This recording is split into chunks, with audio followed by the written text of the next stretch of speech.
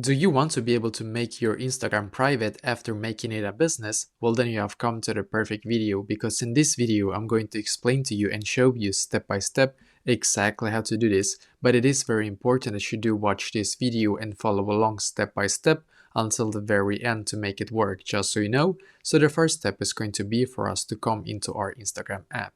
And as you can see, I'm currently on my Instagram app right here.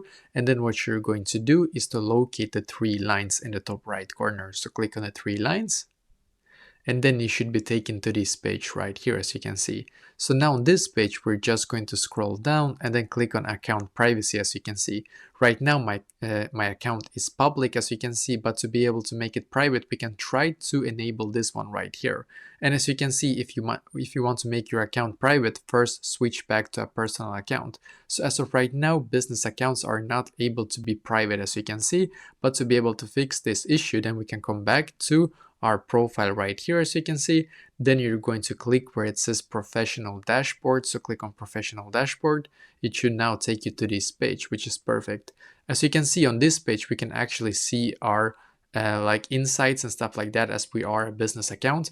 But you can now click on the three, or rather the settings wheel in the top right corner. So click on the settings wheel. It should now take you to this page. Now we're going to click where it says switch account type. So click here, and then you're going to actually switch back to a personal account instead, because unfortunately as of right now, this is the only way that we can actually make our Instagram account private. So I'm going to click on switch to personal account. Once again, click on switch to personal account. Then I'm going to go back to this page right here, as you can see. Let's see if it actually has switched. Going to go back just a second.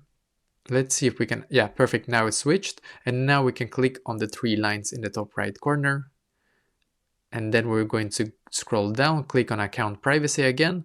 Then now we can enable this one, as you can see, and click on switch to private.